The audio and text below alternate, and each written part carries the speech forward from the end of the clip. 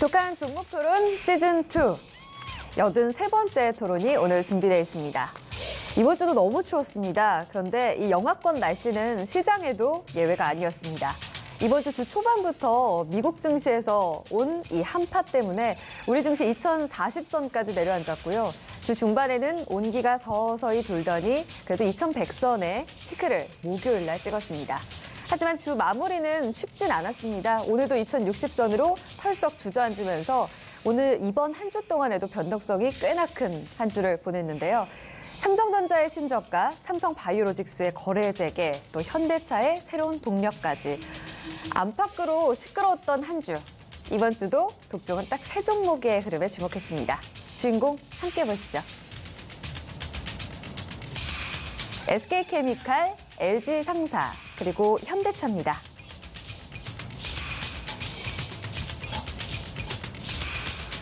주가만큼이나 실적 기대감도 다소 정체되어 있는 구간. 다시 말씀드리면 SK케미칼 3분기에서 보여준 실적, 백신 사업의 기대감, 화학과 제약의 양날개의 힘은 주가에서는 아직 좀 부족해 보입니다. 다시 부딪힌 8만 원의 벽. 새로운 에너지원은 과연 어디서 찾을 수 있을까요? 주가만큼이나 실적 기대감도 다소 좀 정체되어 있는 구간입니다. 혁신 경영의 닻을 올린 구강모 체제에서 LG상사는 그룹 내에서 또 어떤 수혜를 기대할 수 있을까요? 돌아온 시총 공룡. 역시 버티는 자가 승자인 걸까요? 이번 주 현대차는 새 시대의 강렬한 인상과 함께 도출 올렸습니다. 앞으로가 더 기대되는 종목입니다. 네, 새 주인공을 함께 만나보셨습니다. 마음에 드시나요? 오늘 새 종목에 대한 독한 토론 마련돼 있는데요. 지금 시작하겠습니다.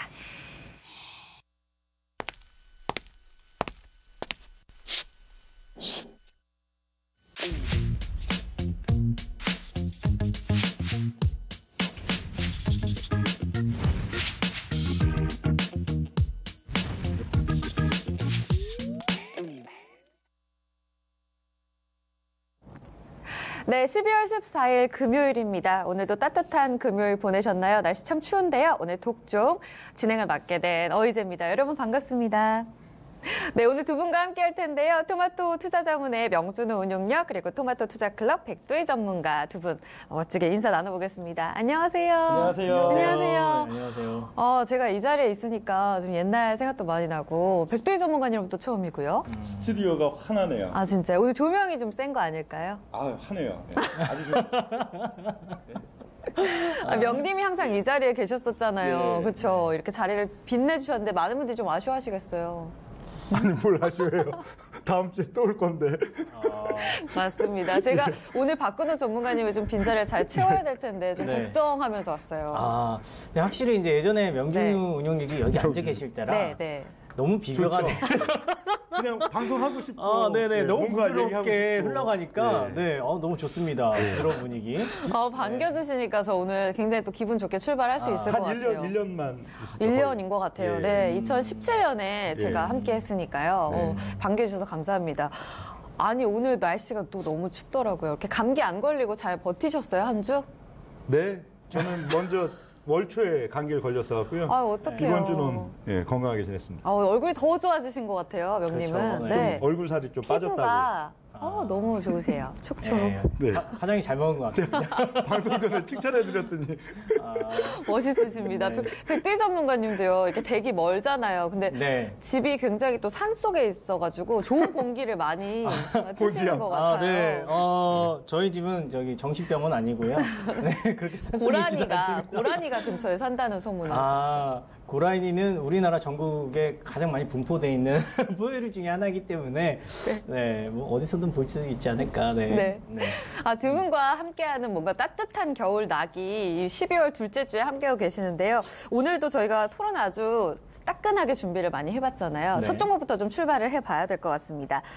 첫 번째 주인공이 LG상사인데요. 저희 먼저 주가부터 확인을 해보겠습니다.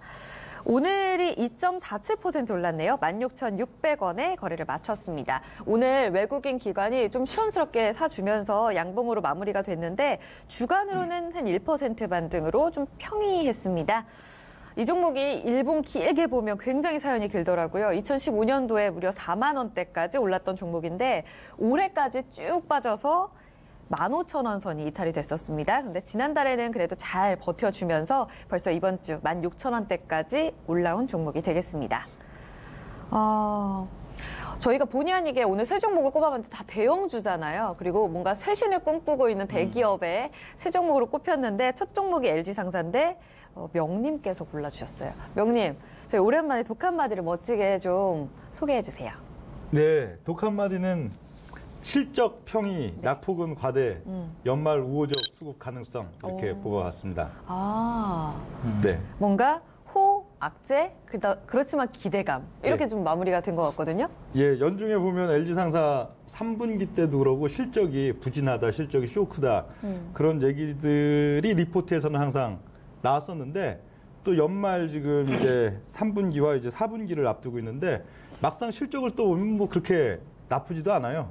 올해 같은 경우에 지금 2016년 이후 실적 기조가 그 영업이익 기준으로는 한 1,700억 단에서 2,100억 단, 올해는 한 2,200억 내외 그 정도 지금 2018년 나올 걸로 지금 예상이 되고 있고요. 네. 그 뭐 순이익 단에 있어서도 그렇게 뭐 최근 3개년 큰 차이가 없는 그런 지금 시점인데 반면에 주가는 많이 빠졌습니다. 주가는 올 연초 대비 거의 반토막 가까이 그쵸? 지금 나 있는 시점들이 되니까 실적은 그래도 뭐 지금 환경이 굉장히 안 좋잖아요.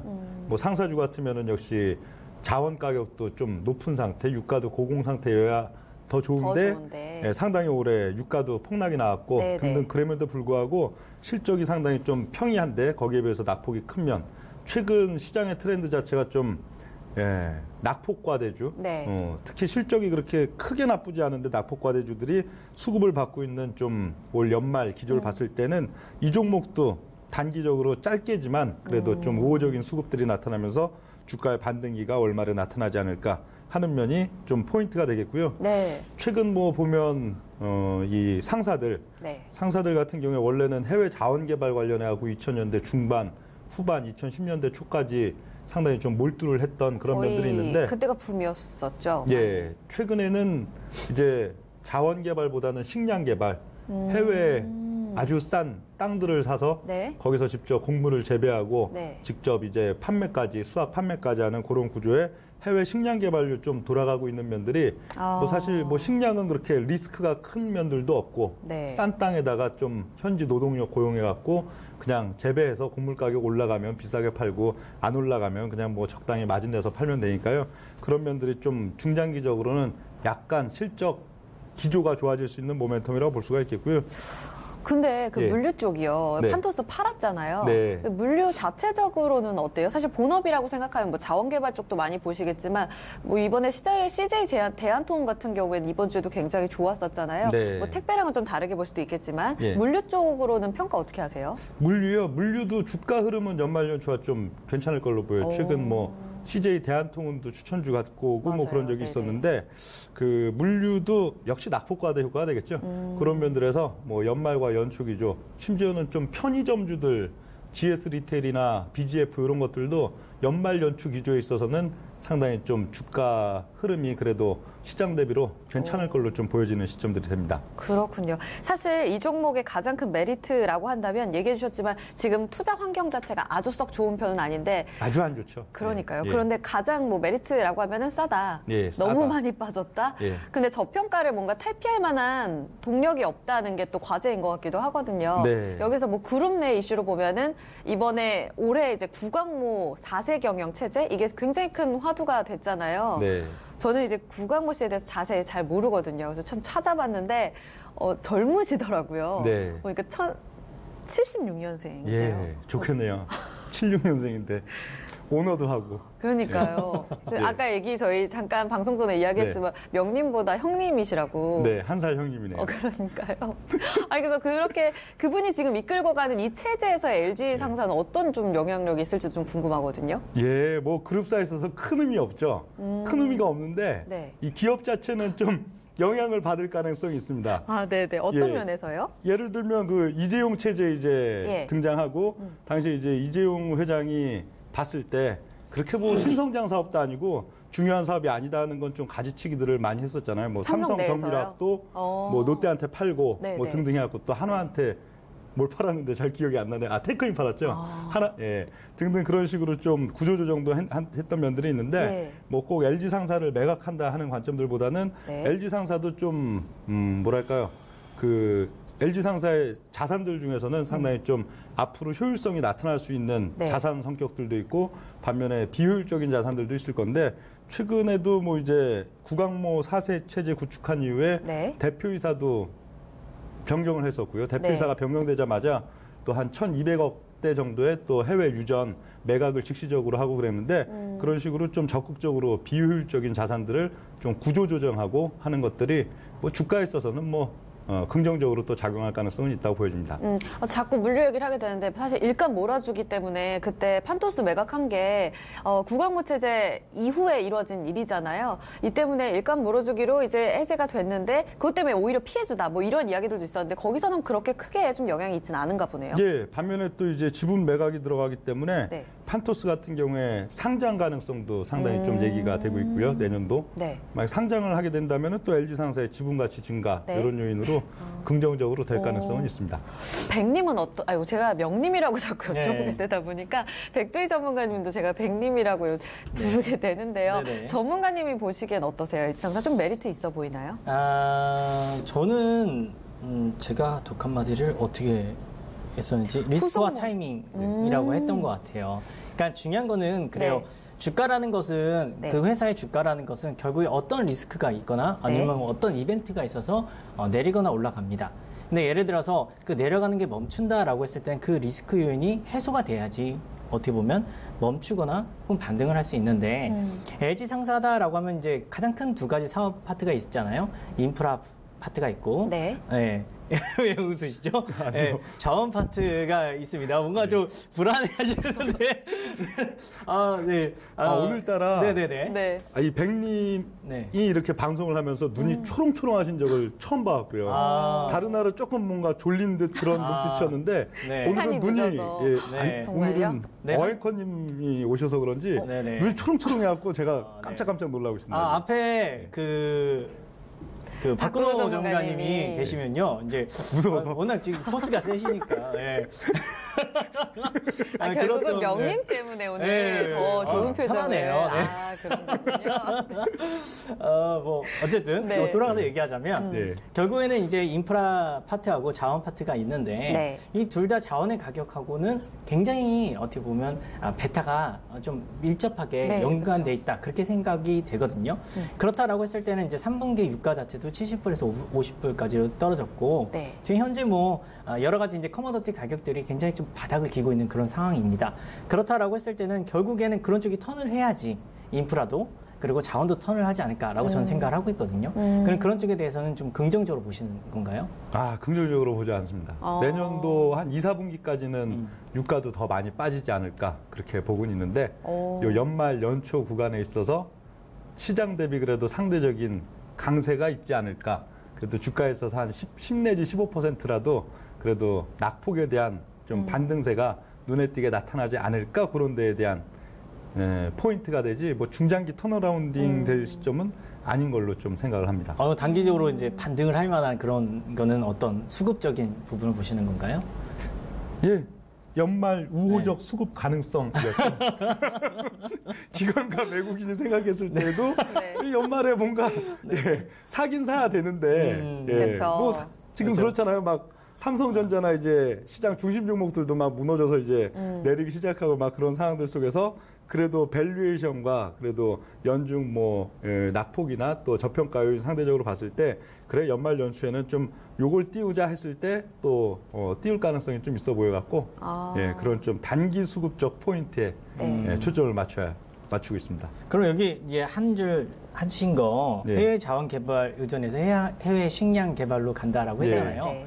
그럼 중요한 건 그거예요. 예를 들어서 해외 자원 개발 쪽이 한 100을 담당했다라고 한다면 이제 나중에는 이제 해외 식량 개발이 이제 뭐 될 것이다라고 생각을 하시는 거잖아요. 그럼 이 100이 한 20 준다라고 해요. 그럼 여기서 20을 좀 늘려서 메꿔야 된단 말이에요. 예. 사실 이익적인 측면에서 봤을 때는. 근데 제가 생각할 때는 해외 식량 개발이라는 것도 이게 녹록치 않거든요. 왜냐하면 이제 큰 나라들 있지 않습니까? 뭐 미국이라든지 브라질 엄청 뭐 거기는 기계화식으로 엄청나게 많은 식량을 재배를 한단 말이에요. 그러니까 제가 생각할 때는 이게 과연 해외 자원 쪽을 그냥 다 엎을 정도로 메꿔질 수 있느냐, 이게 참 중요한 것 같은데 네, 어떻게 생각하시나요? 그렇죠. 뭐 카길이나 이런 대형 농업회사들이 어떻든 글로벌 곡물 패권을 딱 쥐고 있는 상황이기 때문에 틈새를 좀 파고 들어가는 경향이 있는 것 같아요. 예를 들어 LG 상사는 좀 파모일, 이런 거. 그러니까 이렇게 뭐랄까요? 쌀, 보리, 뭐 대두 이런 것들 말고 이렇게 틈새. 뭐 이거는 뭐 파몰 같으면은 좀 화장품에도 들어가고 뭐 또 식품에도 이렇게 들어가 있는데 나름대로 좀 희소성도 있고 그런 것들 좀 들어가고 있는 편이고요. 포스코, 대우 같은 쪽도 우크라이나나 아니면 미얀마 이런 쪽에 있어서 그런 틈새 곡물들 중심으로 지금 하고 있는 그런 면들이 되기 때문에 아무래도 이게 뭐 대형 이 농업회사 한다 그런 개념들보다는 좀 이렇게 틈새를 파고드는 면들이 좀 크다 그렇게 볼 수가 있겠고, 자원 개발이랑 식량 개발은 좀 차이점이라고 본다면은 자원 개발을 뭐 적극적으로 또 해외 그런 광산이나 아니면은 유전을 이렇게 또 지분 매입을 하는 양상들도 있었지만 주로는 좀 트레이딩 개념이 되잖아요. 근데 반면에 이 식량 개발 같은 경우에는 직접 이제 땅을 사서 또 곡물을 수확해서 파는 그런 구조가 되니까 뭐 곡물 가격 자체가 좀 좋은 상황이라면은 수익을 더 좀 많이 창출할 수 있고 하는 이점은 있는데 뭐 이게 뭐 그렇게 단기적으로 연말과 연초에 그렇게 뭐 플러스 요인이 될 가능성이 크다고는 보이지 않습니다. 그러니까 지금 환경 자체는 안 좋은데 그래도 뭐 기대할 만한 요인들도 있고, 말씀해 주신 대로 연말에 지금 이번 주에만 보여준 분위기도 뭐 삼성전자, 삼성바이오로직, 셀트리온 다 안 좋았잖아요. 뭐 차화정 이런 종목들이 조금씩 살아날 정도로 분위기가 굉장히 옛날로 돌아간 그런 분위기 속에서 오히려 그런 종목들이 지금 틈새로 단기적으로 좀 수익을 노릴 수 있을 거다, 이런 관점으로 좀 보시는 그런 거죠? 포인트라고 봐야죠. 특히 이제 연말 연초 장세가 장이 막 무너지는 상황, 뭐 이제 2,000, 1,900, 1,800 하고선 연말 연초에 장이 무너지는 상황이라면 삼성전자나 이 시가총액 상위주가 이렇게 좀 계속 다운된 게 굉장히 위험한 상황인데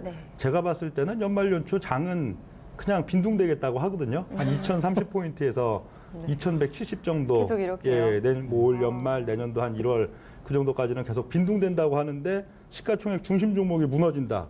그 얘기는 시가총액 중심 종목이 아닌 종목들한테는 오히려 기회가. 좀 우호적인 수급 내지는 또 주가가 상승 요인이 있는 연말과 연초다 그렇게 봤을 때는 그런 비중심 종목 중에 차트가 찬찬하고 또 밸류적으로도 상당히 좀 저평가 상태에 있고 이런 종목들은 뭐 연말과 연초에 오히려 주가가 오를 수 있는데 그 중에 하나의 종목이 LG상사가 아닐까 그렇게 좀 판단을 합니다.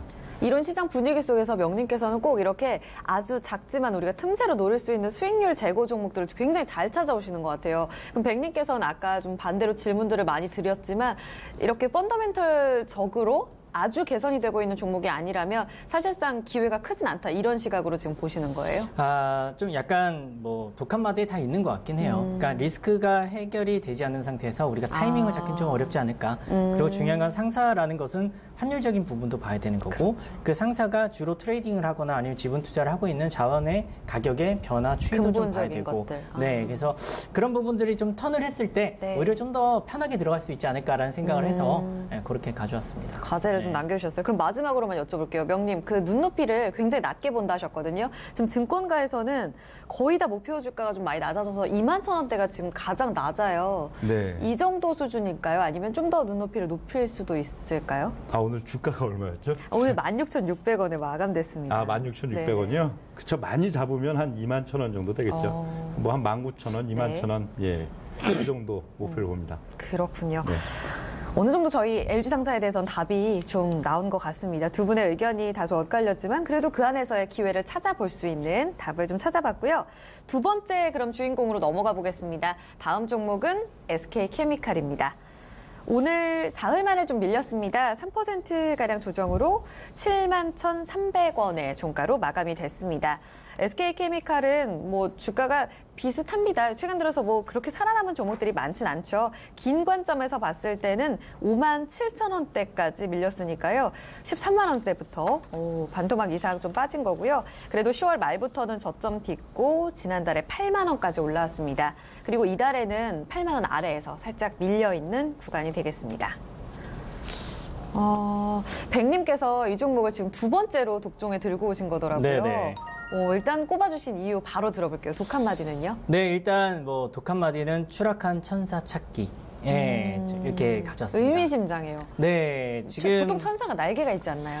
그렇죠, 날개가 있고 네. 이제 사실 이제 본질은 천사잖아요.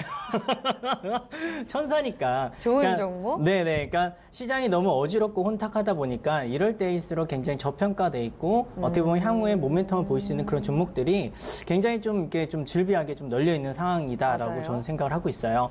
그래서 그 중에 하나가 SK케미칼이지 않을까라고 저는 생각을 하고 있고요. 네. 아까 뭐 말씀하셨던 대로 이제 결국에는 그거죠. 이제 SK케미칼이다라고 했을 때 두 가지를 봐야 됩니다. 첫 번째는 화학인데 이거는 흔히 얘기하는 캐시카우의 역할을 하고 있어요. 무슨 말이냐면은 여기 화학 자체는 이제 펫즈라고 해서 네. 어떻게 보면 이제 그 화학 그 유리 페트병 같은 데 보면은 거기에 네. 이제 여러 가지 이제 안 좋은 독소들이 나옵니다. 네. 네, 그런 부분에서 굉장히 프리한 그런 제품을 친환경 소재. 친환경 소재는 아니고 친환경 어떻게 보면 페트병이다라고 생각하시면 돼요. 근데 네. 이제 이거를 만들 수 있는 회사는 전 세계 2개 정도밖에 안 됩니다. 하나는 네. 미국 회사고 하나는 네. SK케미칼이다. 이렇게 생각하시면 되는데 이 부분에 대해서는 뭐 전 세계에서 어떻게 보면 가격에 대해서 굉장히 좀 파워를 가지고 있는 회사다. 그렇게 생각을 하시면 될 것 같고 네. 최근에 이 펫즈라는 걸 만드는 데 있어서 네. 여러 가지 이제 원료로 쓰이는 부분들이 유가가 70불에서 50불로 완전히 떨어졌잖아요. 그렇죠. 그러면서 이제 원재료 가격이 떨어지면서 스프레드 마진이 좀 많이 나올 가능성이 있다라고 보시면 될 것 같아요. 네. 그래서 이제 캐시카우 역할을 하고 있는 화학 같은 경우에는 4분기에도 그렇고 내년 1분기에도 그렇고 진짜 제대로 된 캐시카우 역할을 할 것이다. 돈을 쭉쭉 벌어주면서 네. SK케미칼을 밀어주지 않을까라고 생각을 하고 있고요. 두 번째는 이제 라이징 선이라고 할 수 있죠. 흔히 얘기하는 이제 미래 성장 동력이다라고 할 수 있는 부분이 백신인데요. 사실 이제 예전에는 이제 백신 개발만 주가를 했어요. 네. 2010년대부터 시작해서 2014년부터 뭐 또 공동 개발한다 그러고 막 열심히 했는데 네. 이 부분들이 이제 현실화가 돼가고 있습니다. 산업이랑 같이 하고 있는 거 맞죠? 산업이랑 같이 하는 부분도 있고 네네. SK케미칼이 뭐 단독적으로 하는 것도 있어요. 그래서 이제 백신이라는 것은 어떤 거냐면 사실 그렇잖아요. 우리가 이제 병에 걸리기 전에 네. 뭔가 이제 예방 차원에서 맞는 겁니다. 그래서 이제 백신이란 것은 이제 국가적인 차원에서 국민들을 보호하기 위해서 굉장히 좀 뭐라 그럴까? 복지적인 측면에서 굉장히 밀어주는 부분이다라고 네. 생각하시면 될 것 같아요. 네. 그래서 이 백신은 예전에는 우리나라 것들이 거의 없었고 외산이었습니다. 네. 근데 지금은 거의 대부분 이제 국산화가 굉장히 빠르게 되고 있어요. 근데 그 중에서 전체 시장이 백신 규모가 한 7천억 정도 되는데 우리나라만 거기서 이제 보급적인 부분은 뭐 19종, 뭐 18종 이렇게 굉장히 많은데 그 보급적인 부분은 싹 빼고 고급 프리미엄 제품 4가지가 현재 4천억 정도의 지금 시장 규모를 점하고 있습니다. 이 부분에 대해서 진출하고 있는 데가 SK케미칼이다라고 생각하시면 될 것 같아요. 그래서 지금 거의 뭐 매년 하나씩 이제 국산화 해가지고 임상 끝내고 제품이 나오고 있다. 그렇게 생각을 하시면 될 것 같고요. 뭐 대표적인 게 이제 최근에 좀 잘 팔리는 이제 대상포진 백신이라든지, 네. 그리고 이제 향후에 이제 또 팔릴만한 이제 자궁경부암 관련된 그 백신인 그다음에 로타바이러스 뭐 이런 것들 이런 것들이 이제 차근차근 매년마다 네. 국산화 될 것이다. 그리고 SK케미칼이 이 부분에서 굉장히 빠르게 치고 갈 것이다라고 생각하시면 될 것 같습니다. 그래서 이제 제가 봤을 때는 그 대상포진 백신 같은 경우에도 뭐 국산화 하자마자 굉장히 빨리 치고 갔어요. 네. 시장을 굉장히 빨리 점하는 거죠. 국내에서의 점유율이 많이 커졌다는 거죠. 그렇죠. 네네. 왜냐하면은 아무래도 다른 그 상품을 갖다 파는 회사들은 마진이 적고 이제 가격을 내릴 수 있는 부분이 한계가 있는데 SK케미칼은 자체적으로 생산하니까 이 부분에 대해서 굉장히 매력적이다라고 생각하시면 될 것 같습니다. 그렇군요. 그래서 백신도 수익을 쭉쭉쭉 내고 있다. 네. 그렇게 생각하시면 될 것 같아요. 그러니까 날개가 튼튼한데 네. 지금 많이 추락했잖아요. 네네. 저 추락한 배경이 궁금한 게 네. 사실 화학주로 그럼 평가를 받는 건지 시장에서 아니면 사실 바이오도 지금 꾸준히 안 좋았기 때문에 바이오에 대한 투심 영향을 받아서 이렇게 된 건지 어느 쪽으로 좀 해석을 하고 계세요? 사실 이제 SK케미칼이 이제 주가가 떨어지게 된 단초는 결국에는 가습기 살균제 이제 SK케미칼, 뭐 이제 애경, 뭐 이런 네. 쪽이 이제 엮여가지고, 쪽. 네네. 네, 그래서 현 정부가 또 들어오면서 거기에 대해서 굉장히 강하게 또 밀었던 부분이 있었죠. 그러면서 SK케미칼의 불확실성이 굉장히 커졌다라고 생각하시면 될 것 같고요. 네.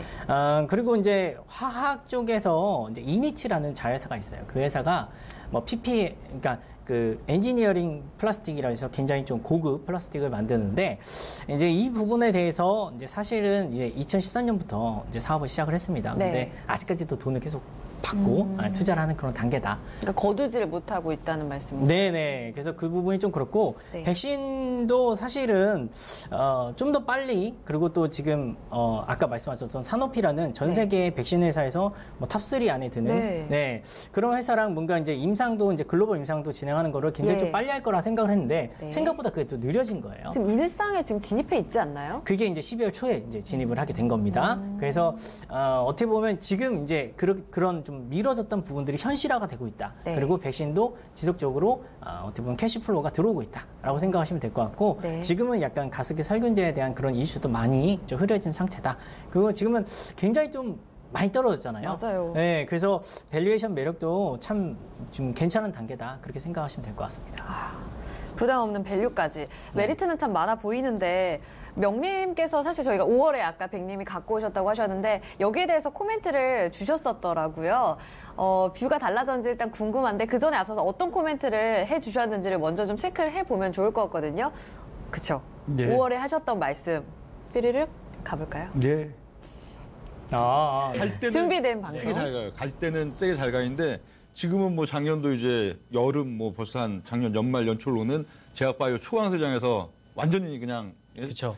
무침을 당했잖아요. 네네. 이런 게 또 언젠가 추후에 어느 시점인가는 굉장히 또 메리트 있게 주가가 응축하면 응축한 만큼 언젠가는 또 강하게 튀어오를 날도 있을 걸로는 보이는데 네. 그런데 차트에선 좀 특이한 게 보이더라고요. 차트 네네. 지금 한번 그 자료화면 보여드릴까요? 네. 지금 보면은 딱 이제 분할 상장한 이후에 지금 네. 흐름들이 크게 반등했다가 다시 눌렸다가 반등했다 눌렸다가 하는 과정들이 고점은 계속 낮아지고 있죠. 반면에 저점은 네네. 좀 일정한 흔히 얘기하는 그 하락 직각삼각형 패턴. 그래요? 삼각 수렴형. 네.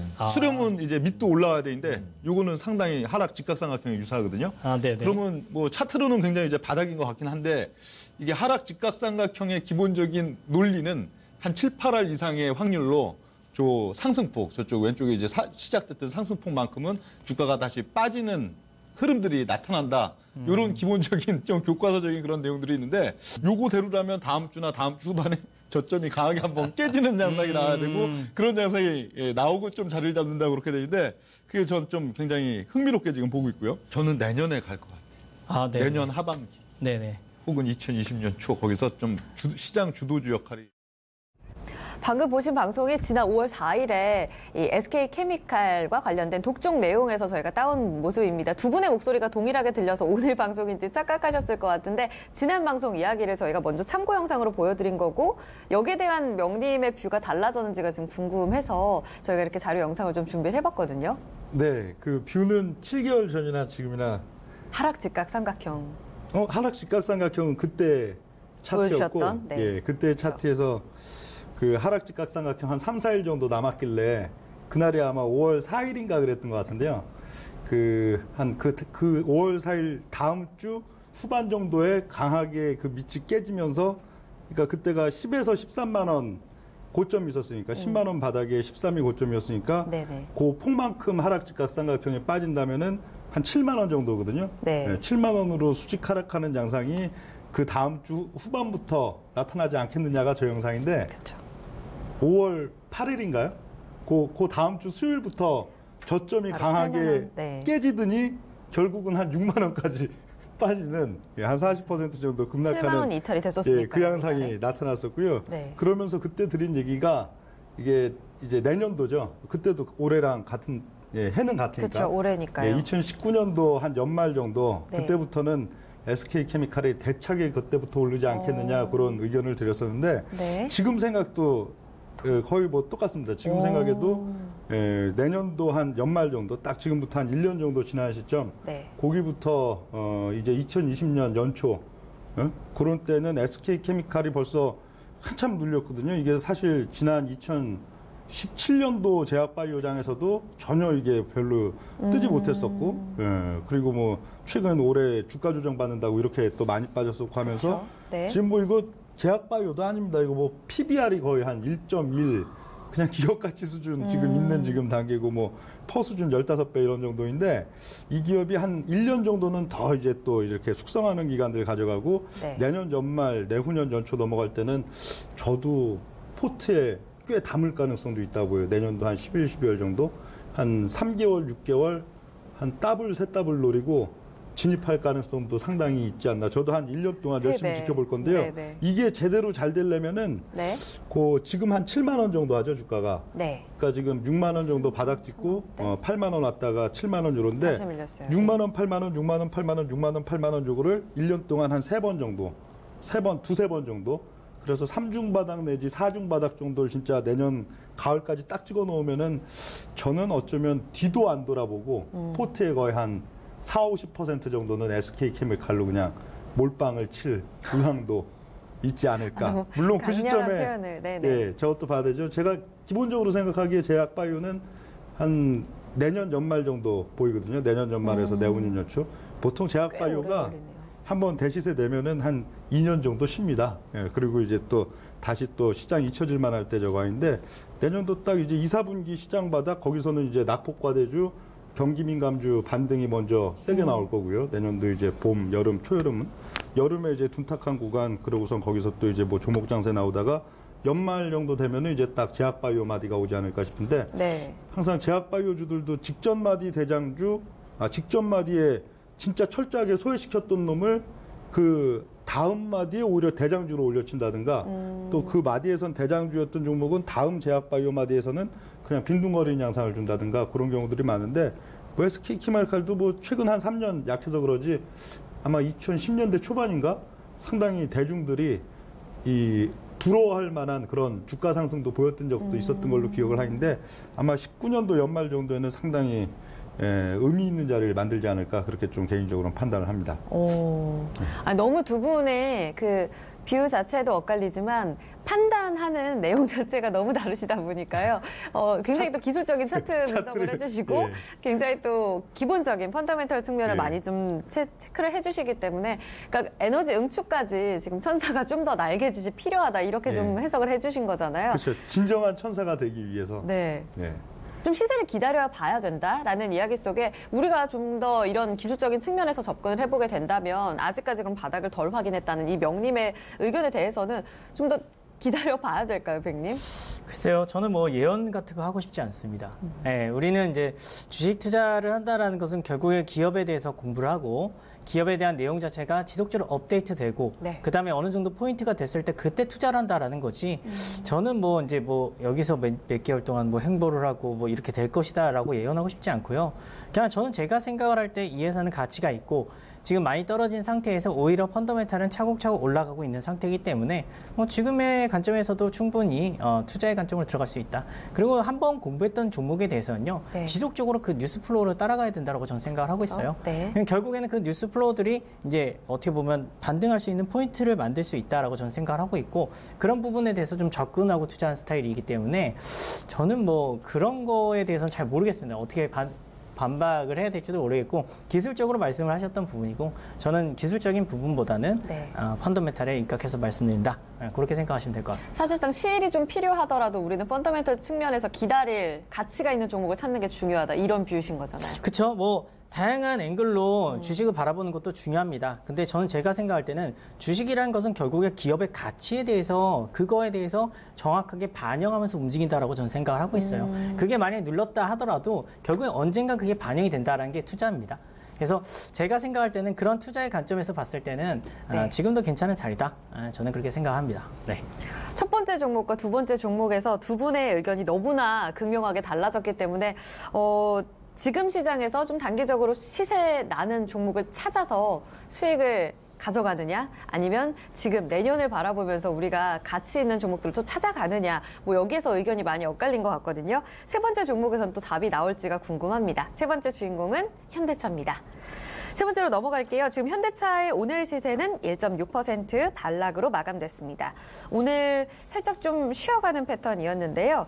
1.69% 반락 11만 6,500원에 거래를 마감 지었습니다. 뭐 현대차는 너무나 많은 분들이 잘 알고 계신 우리나라를 대표하는 자동차 기업인데요. 주가가 뭐 어마어마했습니다. 그러니까 9년 만에 올해 들어서 10만 원 선이 이탈됐죠. 92,500원 선까지 밀렸다가 지난달 말부터 강하게 이렇게 V자 살짝 그려내면서 이번 주에 12만 원을 장중에 회복하는 움직임을 나타냈습니다. 지금 주간 단위로는 이번 주에 4.9% 상승이었고요. 3주 연속의 양봉을 기록하고 있는 종목입니다. 제가 이 종목을 꼽아봤습니다. 여기 이 종목에 대한 독 한마디를 먼저 제가 말씀드리고 두 분의 의견을 들어보면요. 심기일전. 빼앗긴 드라이버에게 봄날은 올까요? 저희 독 한마디가 되겠습니다. 저는 현대차 이번 주 보면서 솔직히 말해서 이 시총 상위주가 이번 주에 굉장히 시끄럽지만 그래도 주인공은 현대차가 아닐까라는 생각을 해서 꼽아봤습니다. 어떠셨어요? 두 분에게 그리고 많은 주식시장을 오랫동안 봐오셨던 분들에게 현대차가 이번 주에 남긴 의미가 좀 컸을 것 같거든요. 제가 먼저 명님의 독 한마디를 들어보겠습니다. 저희 종목에 대해서 어떤 의견 주시겠어요? 네, 좋은 느낌입니다. 그런가요? 예, 네. 독 한마디. 현대차는 사실 오늘 박근호 전문가님이 이사 안 해서 오셨으면 아주 또 그냥 우리 맨날 자동차만 나오면 하는 얘기가 있거든요. 네. 예, 별로 좋지 않은 얘기들을 항상 드렸는데 이번 주 이 뉴스는 굉장히 저는 좀 신선하고 좋게 받아들여집니다. 네. 지금 결국 수소차인데요. 이 전기차를 사실 버리고 이제 수소차. 전기차 쪽에는 현대차가 별로 그렇게 의미 있게 이제 뭘 반응을 안 했단 말이에요. 사실 반응 안 하기도 어려운데요. 뭐 2015년도 넘어오면서 보면은 오히려 주주들도 왜 현대차 전기차 안 하냐 하고 굉장히 이제 뭐 좀 이렇게 주총이나 이런 데서도 굉장히 얘기들도 많이 그렇죠. 나왔었고 또 당시에 막 테슬라 주가 막 올라가고 있는데 현대차 주가 계속 빠지고 하는 양상들 보면서 또 그런 경영진에서도 굉장히 고민을 했을 건데 저는 전기차 버리고 수소차로 가겠다. 수소차에는 굉장히 의미 있는 투자를 하겠다는 거는 굉장히 좋은 발상의 전환이라고 생각하고 앞으로 뭐 단기보다는 중장기적으로 상당히 좀 긍정적인 효과가 있지 않을까 그렇게 좀 보여지는데요. 예. 이 사실 뭐 독일 3사나 아니면은 글로벌 회사들도 신용은 좀 상당했습니다. 전기차 저 하니까 뭐 아주 뭐 의미 있는 투자까지는 안 들어갔다 하더라도 상당히 전기차에 투자하는 그런 신용들을 하고 했었는데 현대차는 거의 그냥 뭐 꿈쩍도 안 했단 말이에요. 그렇다고 뭐 전기차 시장에 이렇게 투자하거나 아니면 그쪽으로 네. 뛰어들 수 있는 기술력이 전혀 없어서 그랬느냐 하면 또 그것도 아니고 네. 예, 상당히 전기차는 배척하고 그다음 수소차로 넘어가는 단계를 지금 택했는데 네. 이게 상당히 나중에 이제 2020년대 중반 그 후반 있어서는 현대차를 오히려 기사회생시키거나 아니면 상당히 좀 글로벌 순위에 있어서도 좋게 만드는 그런 요인으로 작용하지도 않을까 그렇게 좀 판단을 하고요. 네. 제 생각엔 개인적인 사견이지만 전기차는 좀 그런 느낌이 들어요. 옛날 우리 휴대폰으로 치면은 그 뭐였죠? 그냥 이렇게 이 휴대폰 우리가 이렇게 쓰는 이제 휴대폰으로 오기 전에 시티폰이라고 잠깐 있었잖아요. 그 폴더폰 삐삐 있다가. 전인가요? 그렇죠. 그 전에는 아주 그냥 뭐 이렇게 무전기 같은 거 그런 정말 회장님, 사장님 차에나 있는 이런 무전기 같은 휴대폰이었고 그 다음에 이제 뭐 삐삐 단계 그러고 시티폰 그 다음 PCS 그리고 우리의 지금 뭐 이제 스마트폰. 이 스마트폰 단계 이쪽으로 왔는데 그 사이에 보면 뭐 시티폰이라고 반짝했던 게 있습니다. 네. 제 생각엔 좀 전기차는 아주 중기적으로 한 50년 이렇게 놓고 보면은 이렇게 좀 시티폰처럼 일시적으로 뭔가 뜰법하다가 사라지는 그런 유형이 되지 않을까 싶고 오히려 2025년, 30년 넘어가면서는 수소차의 시대는 오히려 30년, 50년 이렇게 좀 길게 가지 않을까 그런 생각도 상당히 드는데요. 사실 전기차는 효용성은 거의 없거든요. 이 도시인이 공해를 이 공해의 관점에서 보면은 도시에서 발생하는 공해를 그냥 어디 시골이나 한적한 공장 이런 데다가 이제 넘긴다 정도이지 환경에 있어서도 실제로 뭐 석유, 석탄 뭐 떼온 그 전기로 하는 구조이기 때문에 그렇게 환경에 도움도 안 되고 반면에 수소차는 아직은 효율성에서 그 정도가 될지는 모르겠지만 어떻든 수소차가 활성화가 되면은 그거는 실질적으로 정말 환경에 도움이 되는 요소들이 되기 때문에 아마 기술력이 좀 더 좋아져야겠지만 한 2025년 이후에는 수소차는 하나의 시대를 또 풍미하지 않을까.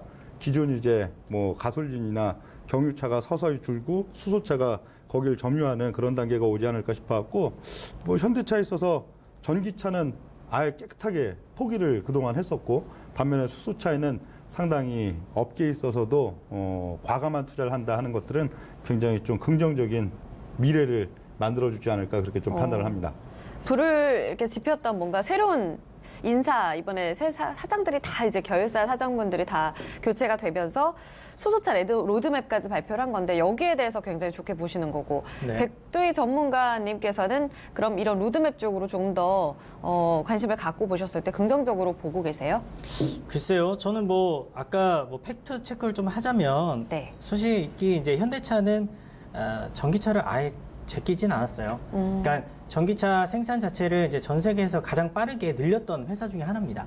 근데 중요한 거는 1990년대 말부터 현대차가 이제 수소 프로젝트라고 해서 굉장히 오랫동안 수소차 프로젝트를 매달려 왔던 부분이고 네네. 그 부분에 있어서 이제 전 세계에서 탑 수준의 그런 기술력을 확보를 했다가 이게 빡 뻗어나가지 못했던 거는 결국에 인프라에 대한 문제였거든요. 네. 그 인프라에 대한 문제를 이제 정부가 열어주겠다라는 거고 그 부분은 일본이라든지 중국, 미국, 독일 같은 경우에는 국가적인 차원에서 굉장히 팍팍 열어주고 있는 상황입니다. 그래서 제가 생각할 때는 그 흐름에 맞춰서 뭔가 또 여기에 대해서 이제 어떻게 보면 드라이브를 걸고 있다. 저는 그렇게 보고 있고 저는 뭐 좋게 봐요. 근데 방향을 중요한 완전히 건 잡았고 그렇죠? 네, 중요한 거는 뭐 이제 이렇게 된다라고 해서 이걸로 이제 어떻게 보면 캐시플로우가 나오느냐. 보고 본격적으로 이제 뭔가 나온다라고 했을 때는 이제 2030년 돼야 되거든요. 그럼 그때까지 이제 나오지 않고 기대만으로 갈 수 있느냐 이 부분은 좀 봐야 될 것 같고 제가 생각할 때는 이제 그 차트상으로 봤을 때 최근에 이제 반등을 했던 부분은 결국에 자사주 2,500억인가요? 네. 그 정도 11월 예. 말에 발표를 했죠. 네네. 네. 자사주 매입을 했었고 네. 거기에 그뿐만 아니라 뭐 여러 가지 이제 뭐 정의선 체제가 이제 바뀌면서 거기에 대한 기대감도 있었고 배당 수익률도 상당히 높게 네. 형성돼 있었던 부분 그리고 상당히 좀 싸게 거래됐던 부분들이 일시적으로 복합적인 그런 작용에 의해서 올라가지 않았을까라고 생각을 합니다. 그럼 지금 베이스로 봤을 때는 퍼 베이스로 한 6.7 정도 돼요. 네. 근데 이제 그럼 여기서 더 갈 수 있느냐 이게 참 중요한데 네. 제가 이제 저는 전 세계 이제 그 주식을 다 보기 때문에 폭스바겐 그룹을 좀 보거든요. 네. 그러니까 제가 알기로는 77조 정도 되는 걸로 알고 있어요. 시가총액이. 네. 지금 현대차가 한 24조 8천억 정도 네. 되는 걸로 알고 있는데 제가 봤을 때는 지금 폭스바겐의 어떻게 보면 순이익 베이스로 봤을 때 퍼 베이스 거의 똑같아요. 6.7이 거의 비슷합니다. 네. 네, 그래서 제가 봤을 때는 지금 현대차가 여기서 더 높은 피어 그룹 대비해서 더 높은 프리미엄을 받으려고 한다면은 뭐 새로운 또 뭔가의 모멘텀이 있어야 되지 않을까. 이거는 투자입니다. 수소차에 대한 부분은 결국엔 투자고 그 투자라는 부분이 이제 100% 가동되기 전까지는 지속적으로 마이너스가 나올 수밖에 없는 부분, 감가상각비도 또 나올 수밖에 없는 부분이기 네. 때문에 이 부분에 대한 이 어떻게 보면 주가를 지금 현재 상황에서 계속해서 좋게 볼 수 있느냐 이건 좀 생각해 봐야 되지 않을까 그렇게 생각이 됩니다. 그럼 끌어올린 요인 자체가 뭐 엘리엇 입김 효과도 작용했고 저가 매수세, 그렇죠. 자사주 그리고 신송정 동력을 이번에 확인을 했다. 여기까지는 됐는데 그다음에 실적을 끌어올릴 만한 동력으로는 아직 부족하다는 말씀이신 거잖아요. 그렇죠. 네, 현대차에 대해서 한번 혹시 월봉으로 잠깐 보면서 한번 말씀을 네. 좀 드리면 좀 좋을 것 같긴 한데 네. 월봉 띄워주실 수 있나요? 네. 띄워주시고 계시네요. 네네. 네. 지금 보시다시피 저게 여기서 보면 될 것 같아요. 저기 제일 많이 떨어졌을 때가 2008년 미국발 서브프라임 모기지 때입니다. 그 다음부터 이제 2009년부터 회복하기 시작해서 3만 원대였던 현대차가 27만 원까지 가게 되죠. 네. 거의 한 8배 정도 상승을 했다 그렇게 생각하시면 되는데 네. 그땐 그거예요. 펜트업 디맨드라고 해서 예를 들어서 경제가 확 안 좋아지니까 소비를 아예 안 했던 거죠. 예, 소비가 이연됐던 거예요. 그러니까 소비가 표출되기 시작하면서 2009년, 2010년도부터 엄청나게 이제 그 자동차에 대한 매수가 나오게 되고 그 부분에 따라서 현대차가 엄청나게 올라가죠. 그때 차화정이라고 이제 많이들 얘기를 하시는데 사실 우리나라만의 그런 퍼포먼스는 아니었습니다.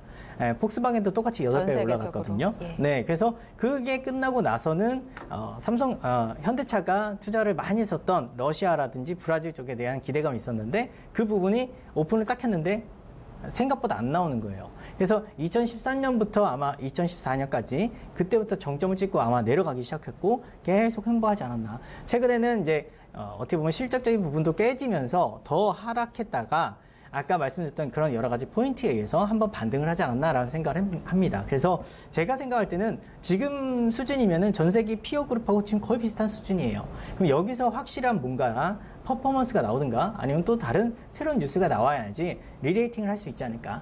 저는 그렇게 생각합니다. 결국 그런 관세 전쟁으로 갈 것 같아요. 솔직히 미중 간의 회복이 안 되니까 혹은 신흥국 쪽에서도 판매가 안 되고 있잖아요. 많이 안 사잖아요. 차 바꾸신 지 얼마나 되셨어요? 아, 그거는 관세 전쟁하고 조금 다른. 또 다르게 보세요? 그러니까 예를 들어서 이제 선진국 쪽에서는 소비가 워낙 좋았단 말이에요. 네. 미국 경제 너무 좋았잖아요. 네. 근데 이게 원래 낙수 효과라 그래서 신흥국 쪽으로 쭉 내려져야 된단 말이죠. 근데 이게 내려가지 않은 거죠. 예, 그러다 보니까 선진국 안에서 소비가 끝나버리는 그런 케이스가 나왔고, 근데 이 부분에 대해서 이제, 뭐 좀 내려갔으면 좋겠다라고 많은 사람들이 얘기를 해도 이게 생각만큼 오진 않는 겁니다. 그래서 이렇게 꼭 미중 무역전쟁 때문에 이렇게 됐다라고 보기보다는 전반적인 경제가 회복이 선진국에서 낙수 효과가 안 됐다. 그냥 네, 그렇게 보시면 될 것 같아요. 네. 명님께서는 어떠세요? 지금 앞으로의 과제가 부족하기 때문에 사실상 조금 힘들지 않을까? 이런 뷰였거든요. 시점별로 조금 다를 것 같아요. 어떤? 시점별로 1월 달 중하순 정도까지는 네. 시장 대비 강한 양상. 오히려 시가총액 상위군 중에서도 그야말로 10대 종목 중에 거의 군계 1학급으로 오히려 상당히 좀 강한 느낌의 네. 그런 양상이 한 1월 중하순까지는 이어질 걸로 보이고요. 네. 어차피 또 2, 3월 넘어가면은 시장이 빠지니까 현대차도 네. 같이 빠지는 힘이 좀 강하게 작용할 걸로 보이는데 2분기는 제 생각에 환율 요인으로 주가가 좀 상당히 추세적으로 뜨지 않을까 그렇게 보여요. 내년도 2분기 시점. 네. 아마도 한 내년 이제 2, 3월 정도 그 정도가 시장 이제 마지막 조정기가 좀 나타날 걸로 보이고 거기가 이제 미중 무역 전쟁 지금 90일 유예 기간 역시나 실패하겠죠. 3월 1일까지죠. 네. 2월 그렇죠. 3월 1일이죠. 12월 1일 기준이니까. 예, 역시나 실패하면서 그 마지막으로 이제 시장 좀 충격 주는 그 시점에 네. 예, 우리나라 요인이 그때도 그랬잖아요. 2008년도에도 우리나라 요인이 아님에도 당시에 미국의 금융위기, 서브프라임 뭐 등등이 갖고 미국 금융위기인데 한국의 원화가 막 쳐올라가 원화 가치가 뚝 떨어지는 그 양상들이 나타나는데 네. 지금도 역시 마찬가지. 결국 중국 문제이고 또 미중 무역 전쟁 그 이슈인데 글로벌 시장이 마지막 조정을 받는 내년도 이제 뭐 이른 봄, 초봄 그 시점에 원화를 한번 붕 띄울 것 같아요. 그래도 한 1,400~1,500원 위로 붕 띄우는 그 양상들이 나타나면서 거기에 대한 또 이제 또 미국이나 유럽 시장에 또 그러면 세일 아닌 세일, 덤핑 아닌 덤핑 효과가 내년도 이제 상반기에 또 내년도 여름에 나타날 수가 있기 때문에 그걸로 인해서 현대차가 상당히 추세적인 반등기를 내년 한 4, 5, 6, 7, 8, 9월 그런 시점에 받지 않을까 그렇게 보여집니다. 그러니까 지금은 투자의 관점에서는 연말에서 내년도 1월 달 중하순 거기까지는 시장 대비 오히려 강하다, 좋은 쪽.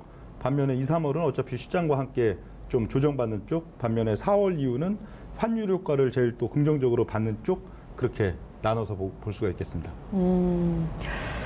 그 말씀하신 그러니까 2월까지의 조정 양상에서 시장보다 강하다. 그게 이번 주에 보여줬던 제가 아까도 여쭤봤던 내용인데 뭐 조선, 자동차 이쪽 다 강했잖아요, 이번 주가. 네. 그럼 이들 섹터가 비교적 IT나 바이오 대비로는 쭉 강할 거다. 조정 장세에서요? 이렇게 보시는 거예요? 그렇죠. 1월 중하순까지는 그렇게 지금 봐야죠. 그리고 지금 성격이 사실 뭐 꼭 섹터가 뭐 IT다 바이오를 떠나가지고 네. IT 바이오는 사실 2000 지금 16, 17, 18, 19 넘어가면서 어떻든 한 가닥씩은 다 했었습니다. 그 시점별로 뭐 초기 2016년 네. 뭐 17년 연춘 뭐 IT 17년 연중에서 18년 그러면서 월봉을 봐도 그렇게 낮지는 않아요. 번쩍 올라갔다가 고점 대비 좀 많이 빠졌을 뿐이지. 네. 반면에 지금 그래도 올 연말 연초에 좀 그래도 탄력을 받고 오히려 1월 중하순까지도 강한 섹터들은 뭐 중장기 낙폭과대라고 봐야겠죠. 사실 중장기 낙폭과대라면 IT, 뭐 제약바이오 외에 사실 어떻게 보면 좀 대부분의 전반적인 섹터라고도 볼 수 있는데 네. 예, 그렇게 좀 지금 좀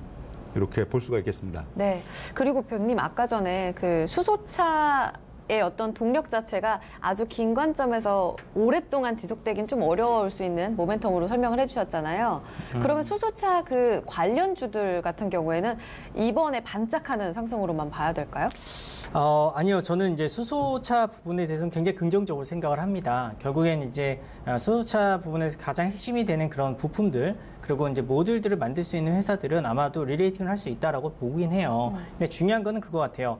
과거에 이제 내연기관에 납품을 했던 회사가 있고 그 내연 기관이 결국에 수소차로 바뀌는 거 아니겠습니까? 그러면 이게 A에서 B로 바뀌는데 볼륨만 약간 살짝 그 중간에 과도기 빼고 보면 거의 비슷할 거란 말이에요. 네. 근데 이제 수소기 때문에 올라간다라고 보기 좀 어려운 거죠. 그러니까 차라리 플러스 알파가 되는 걸 좀 찾는 게 좋을 것 같습니다. 그러니까 예를 들어서 전혀 이제 자동차에 납품을 안 했던 그런 회사인데 네. 이제 결국에는 이제 수소차 시대가 열리면서 수소차에 굉장히 좀 중요한 핵심 부품을 아니면 핵심 어떻게 보면 제품을 좀 납품을 하는 그런 회사들은 리레이팅을 할 수 있다. 기존 사업을 가지고 있고 플러스 알파로 하는 기업들이 좀 낫지 않을까 저는 그렇게 생각하고 있습니다. 찾아내는 데 있어서 뭔가 더 어려워지는 것 같아요. 시장 자체가요. 이렇게 종목들 현대차까지 이야기를 좀 나눠봤는데 전 다음 주에 또 FOMC가 있기 때문에 좀 걱정 아닌 걱정을 하게 됩니다. 아까 명님께서 빈둥댈 거다 이렇게 연말 랠리를 표현해 주셨단 말이에요. 연말까지의 증시 흐름을요. 간략하게나마 다음 주 1월까지 예. 조정장세가 예, 빈둥댈 밑으로는 거다. 2030 네. 한번 툭 찍어야 될 거고 그러고 뭐 한 2170까지 또 꾸역꾸역 내년도 연초 1월달 하고 올릴 건데 네. 한 2170 부딪히는 양상이 시장이 좀 위험해지는 시점이 되지 않을까 그렇게 또 생각을 하고요. 네. 네. 산타는 그러면 뭐 기대 접어야 되는 건가요? 저는 약간 생각이 달라요. 오. 네, 저는 이제 미중 무역 전쟁 자체가 네. 사실 이제 패권 전쟁이기 때문에 무역 전쟁은 계속 갈 수는 없습니다. 전 세계 모든 역사를 본다 하더라도 한 가지 이제 그 파트에서 계속 전쟁이 일어나지 않아요. 돌아가면서 전쟁이 일어나거든요. 네. 제가 생각할 때는 무역 전쟁에서 결국엔 다른 쪽으로 좀 전이되지 않을까라고 저는 생각을 하고 있습니다. 저는 이제 미중 무역 전쟁은 완만하게 끝날 것이다. 네. 네, 그렇게 생각을 하고 있어요. 서로 약간 양보하면서 좀 끝내지 않을까. 그 대신 이제 좀 더 다른 쪽으로 가겠죠. 어느 쪽으로 전이가 뭐 경제 협력 지구를 만들겠죠. 서로 자기 편들 만들어서 좀 싸우지 않을까라고 저는 생각을 하고 있거든요. 미국은 미국 중심에서 네. 이제 오바마가 포기했던 TPP를 할 수도 있는 거고요. 근데 중국은 중국 중심에서 1대1로의 강력한 그런 우군들을 만들어서 뭔가 네. 대항하지 않을까 그렇게 생각을 하고 있습니다. 그래서 무역 전쟁은 저는 좀 심플하게 끝나지 않을까. 그리고 이제 산타 랠리는 저는 좀 기대는 안 하고 있어요. 근데 10년 랠리는 올 것 같아요. 그러니까 저는 제가 생각할 때 눌렸던 그런 모든 부분들, 브렉시트도 1월 달이면 어느 정도 완결이 될 것이고 미중 무역 전쟁도 어느 정도는 좀 괜찮아지면서 1월 달부터는 전 10년 랠리가 오지 않을까 그렇게 생각을 하고 있기 때문에 지금 같은 때 이게 아까도 말씀을 좀 드렸지만 그래요. 계속해서 공부를 해왔던 그런 종목들이 있고 그 종목들이 우리나라 지수가 2600에서 2000 깨지고 1980까지 찍었단 말이에요. 그러고 나서 옆으로 기고 있는 상황인데 사실 그런 종목들이 안 좋아서 빠졌다라기보다는 시장이 너무 안 좋아서 빠진 것들이 너무 많습니다. 네. 그래서 저는 제가 생각할 때는 그런 측면에서 그런 종목들을 조금씩 삼아가야 되지 않을까 저는 그렇게 생각을 하고 있어요.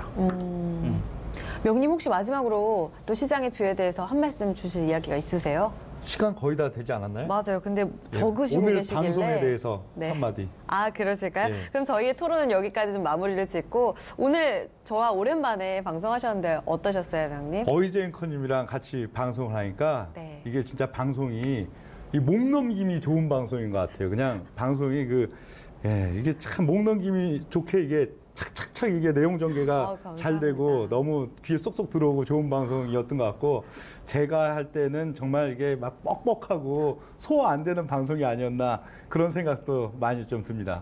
너무 힘드셨던 거예요. 그렇죠? 말씀하시기가 가운데 앉으셔서. 그렇죠. 제 전문 분야가 아니니까. 전문 근데 너무 방송인이 저는 아니잖아요. 재밌게 봤습니다. 항상 늘. 이게 네. 원래 좀 뻑뻑한 게 재미는 또 있지. 맞습니다. 여기 제 주변에도 골수 팬들이 굉장히 많으세요. 독종에 대해서. 네. 아마 다시 다음 주에 명님께서 이 자리에 와주시길 기다리시는 분들 많으실 것 같아요. 그렇죠? 네, 박근호 전문가님 다 기다리고 있을 겁니다. 아, 그럴 수 있겠네요. 예. 백님은 어떠셨어요? 네, 저도 목넘김 괜찮으셨어요? 네, 목넘김이라기보다는 아무래도 원활한 사회자가 원활하게 이제 약간 진행을 하다 보니까 좀 더 편하게 얘기를 할 수 있지 않았나라는 생각을 해보고 사실 이제 뭔가 또 편하게 또 질문을 해주시니까 더 좋은 것 같아요. 네, 그래서 저는 좀 편했어요. 네. 다행입니다. 네. 네. 저는 뭐 계속 와주셨으면 좋겠는데 돌아가면서 한 명씩 빠질까요? 네. 그거 괜찮은 생각이네요. 그렇게 해도 참 좋을 것 같은데. 우리도 3주에 한 번씩 교대. 네, 좋은 것 같습니다. 네, 또 저희 독종도 새로운 체제를 기대해 보면서 네. 저희 여기서 맞춰야 될 것 같네요. 벌써 이렇게 10시가 다 다가오고 있습니다. 오늘 불금입니다, 여러분. 이번 주에도 굉장히 추우셨을 것 같은데요. 다음 주도 계속 이렇게 영하권 날씨 계속된다고 하니까 주말 사이에도 옷 따뜻하게 입으시고 면역력 잘 챙기셨으면 좋겠습니다. 시장에 대한 면역력은 저희 토마토TV가 항상 체크해드리고 있으니까요. 독종 그리고 다음 주에도 토마토TV와 함께 전략 함께 해주셨으면 좋겠습니다. 저희는 다음 주 금요일 9시에 변함없이 여러분들과 함께 하겠습니다. 멋진 새 남자가 준비하고 있으니까요. 다음 주에도 9시 본방사수 기억해 주세요. 그럼 다음 주에 저만의 인사로 마무리 짓도록 하겠습니다. 하나, 둘, 셋.